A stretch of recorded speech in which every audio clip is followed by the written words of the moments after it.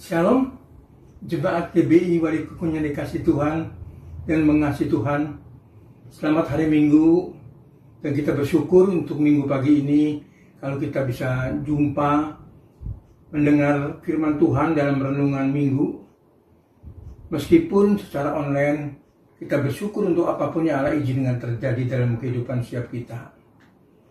Mari Bapak Ibu yang terkasih dalam kasih Tuhan, sebelum kita masuk dalam pemberitaan firman, kita mendengar firman Tuhan, kita satukan hati, kita berdoa terlebih dahulu. Maha besar Bapa yang bertahta di kerajaan surga yang mulia, Allah yang kami sembah, kami kenali dalam nama Yesus Kristus Tuhan Allah yang kasih.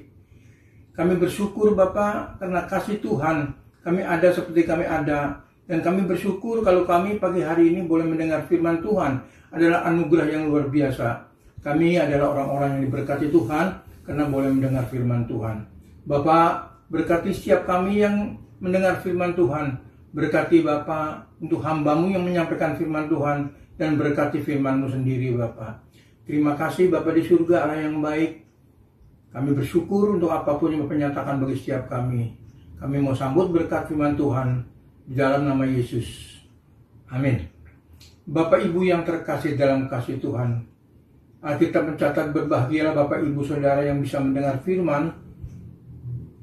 Dan kata-kata berbahagia berarti kita adalah orang-orang yang berbahagia yang minggu pagi ini boleh mendengar firman Tuhan.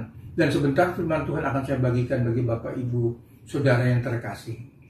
Mari kita mengawali terlebih dahulu firman Tuhan sebelum kita masuk dalam pembelajaran. Kita belajar mengerti, belajar tahu, belajar sesuatu yang Tuhan izinkan terjadi dalam kehidupan setiap kita. Kalau Bapak Ibu Saudara yang terkasih senang tema khotbah saya pada pagi hari ini adalah Allah berbicara. Seringkali kita mendengar Allah berkata, Allah berbicara, Allah mengatakan. Lalu bagaimana cara kita untuk bisa mendengar suara Allah? Mari kita belajar saat pagi hari ini. Buka Alkitab kita bagi yang membawa Alkitab di dalam kitab Ibrani.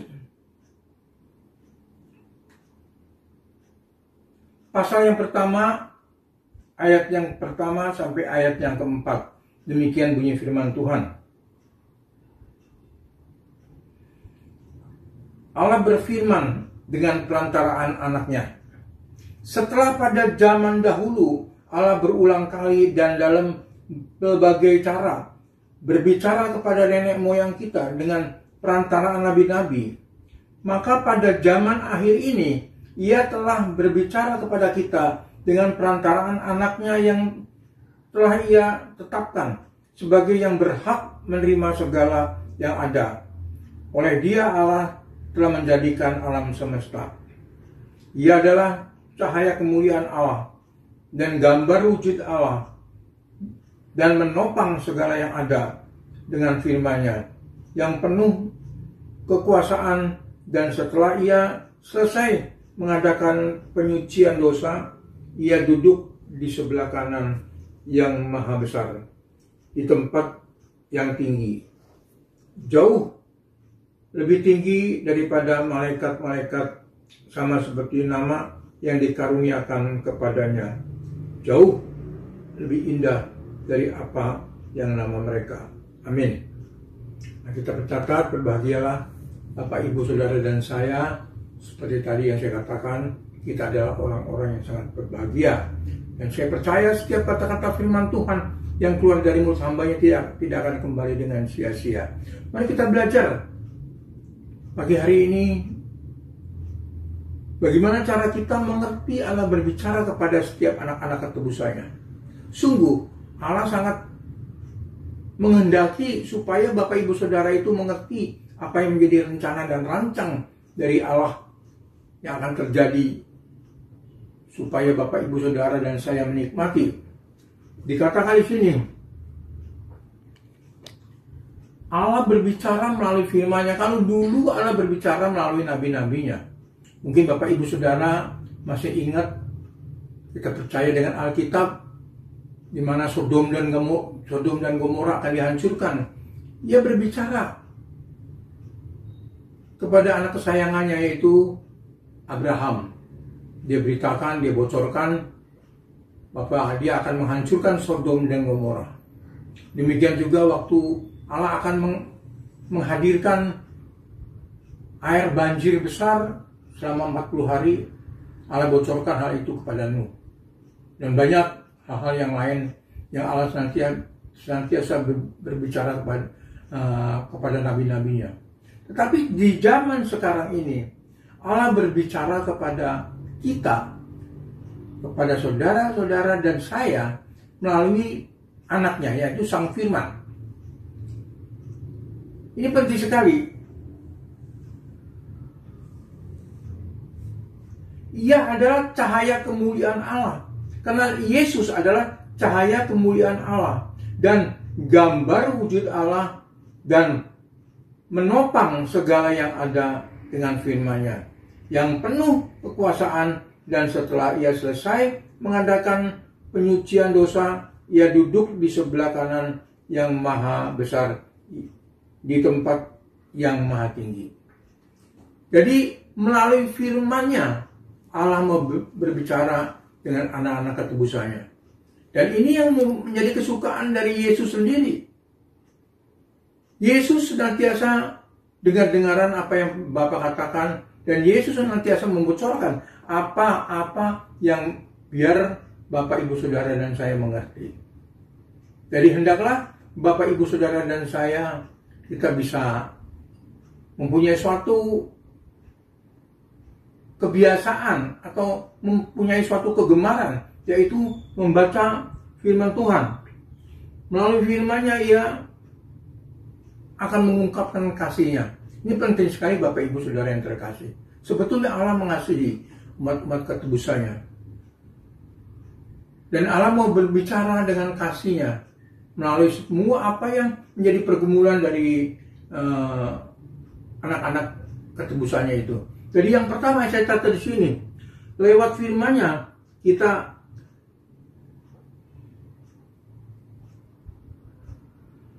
bisa mengerti apa yang Allah kehendaki. Jadi kita bisa mengerti dengan apa yang Allah mau melalui firman-Nya. Seperti tadi dikatakan di dalam ayat yang kedua. Maka pada zaman akhir ini, ia telah berbicara kepada kita dengan perantaran anaknya. Anaknya itu firman-Nya hidup, telah ia tetapkan sebagai yang berhak menerima segala yang ada oleh dia. Allah telah menjadikan alam semesta. Jadi Allah mengungkapkan kehendaknya. Allah menyatakan bagi anak-anak ketebusannya, yaitu melalui firman-Nya. Alkitab kita ini adalah hal yang sangat luar biasa sekali. Allah mau berbicara kepada gerejanya. Allah mau berbicara kepada anak-anak ketebusannya melalui firman-Nya. Oleh karena itu Bapak, Ibu, Saudara yang terkasih dalam kasih Tuhan, hendaklah kita mempunyai kebiasaan gemar akan baca firman Tuhan dan selidiki terus Alkitab, dan kita bisa mengerti apa yang Allah mau dalam panggilannya, yaitu saudara dan saya. Penting sekali Bapak, Ibu, Saudara yang terkasih. Tapi memang kehendak Allah ini pasti akan digenapi, dan hari-hari terakhir kita boleh mendengar banyak orang-orang yang senantiasa gemar mendengar firman Tuhan atau membaca Alkitab. Ini penting Bapak, Ibu, Saudara yang terkasih dalam kasih Tuhan. Kita mempunyai suatu kegemaran, punya waktu yang khusus untuk kita senantiasa membaca firman Tuhan. Yang kedua saya catat sini, bisa lewat kegagalan-kegagalan yang kita alami, Allah mau untuk kita memperbaiki karakter kita.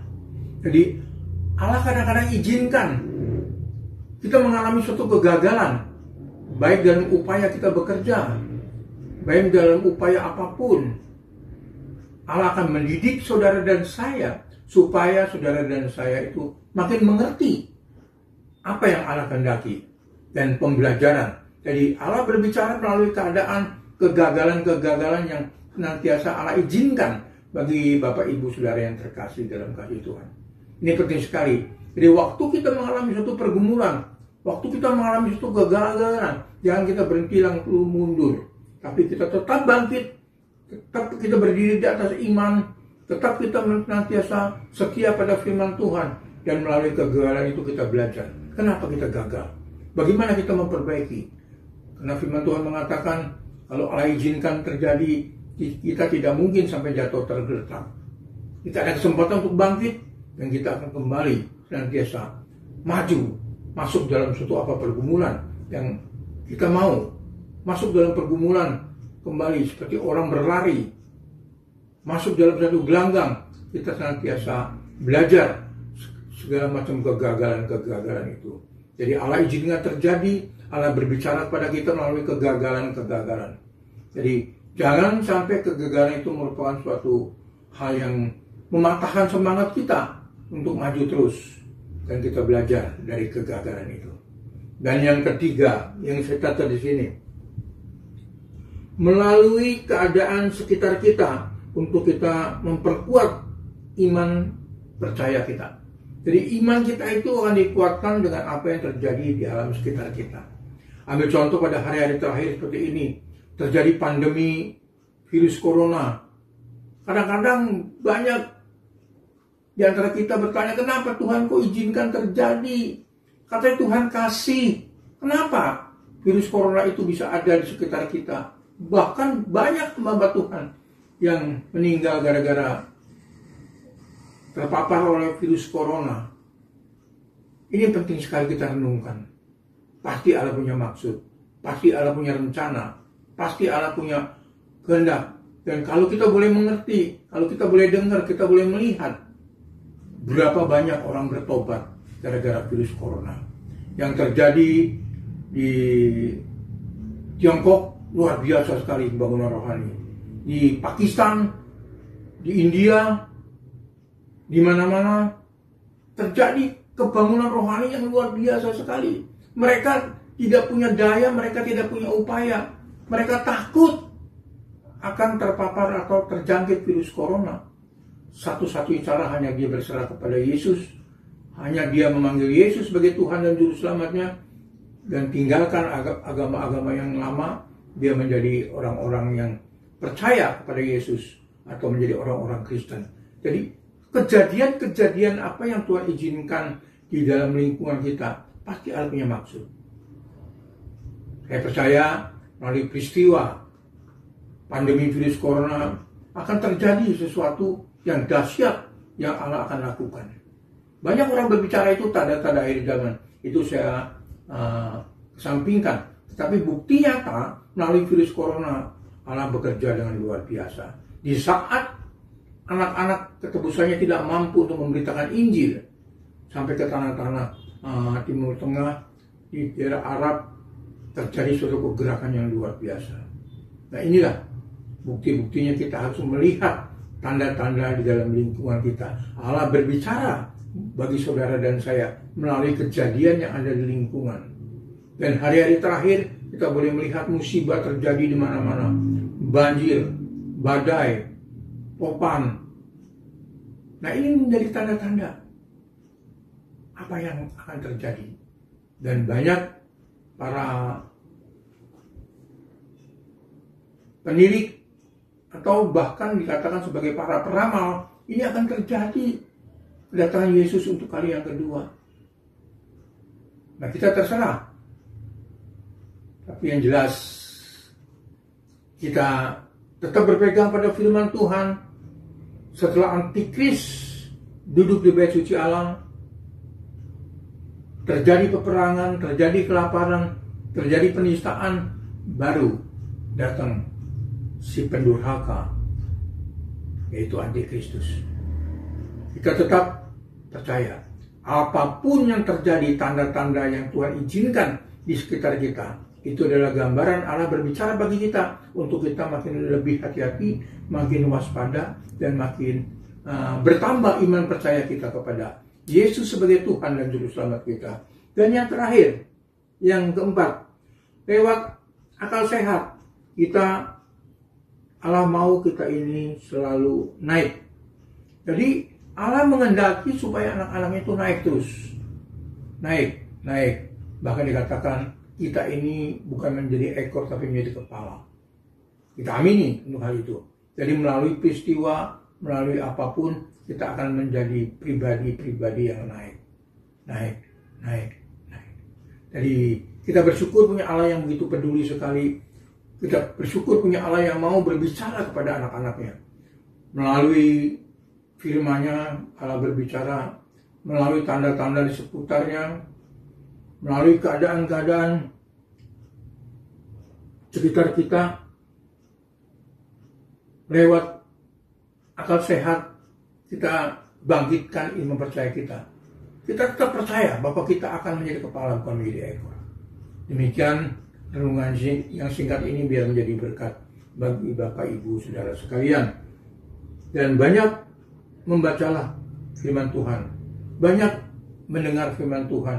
Banyak merenungkan firman Tuhan. Terus gali suatu hal yang sangat indah sekali, yang sangat mulia sekali, yang sangat dalam sekali kehendak Allah melalui firman-Nya. Kiranya renungan singkat ini menjadi berkat bagi Bapak Ibu Saudara yang sekalian. Kita mengerti bagaimana cara Allah berbicara bagi Bapak Ibu Saudara dan saya. Oleh karena itu, pada saat pagi hari ini, mari kita satukan hati kita berdoa menjadi pribadi-pribadi yang bisa bersyukur. Bapa yang bertahta di kerajaan surga, hamba bersyukur Bapa untuk pagi hari ini Bapa. Kalau hamba diberi tanda-tanda di seputar kita, ada terjadi keributan, ada terjadi musibah, ada terjadi bencana alam, ada terjadi paparan virus corona. Kami diingatkan supaya kami senantiasa sadar kedatangan Yesus untuk kali yang kedua sudah dekat. Carilah kerajaan Allah, carilah kerajaan Allah, dan beritakanlah Injil dimanapun Bapak Ibu Saudara ada, supaya Bapak Ibu Saudara dan saya menanggung amanat agung yang Tuhan Yesus sampaikan bagi kita semua. Terima kasih Bapa di surga. Terima kasih untuk hari Minggu yang indah saat pagi hari ini. Biar kiranya pagi hari ini Tuhan memberkati kami semua dan kami boleh mengerti apa yang Allah mau dalam panggilannya. Allah mau apa yang menjadi tanggung jawab dari setiap kita, orang-orang percaya.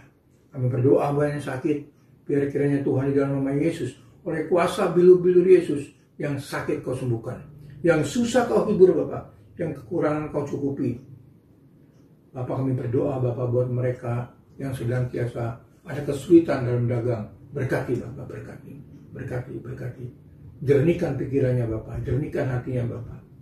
Berikan kegembiraan dan kegirangan dalam hati setiap kami. Kami pegang janji-Mu Bapak, hati yang gembira adalah obat yang manjur. Supaya apapun yang kita alami, kita senantiasa mengucap syukur dan bergirang-girang di dalam Tuhan Yesus. Terima kasih Bapak, terima kasih. Berkati setiap kami yang sudah hadir Bapak. Kalau kami pulang, biar berkat kasih karunia anugerah rahmat dari surga turun atas setiap mereka. Dan persekutuan yang indah dengan Roh Kudus menyertai setiap kami semua. Terima kasih Bapak. Di dalam nama Yesus kami sudah berdoa dan bersyukur senantiasa. Amin.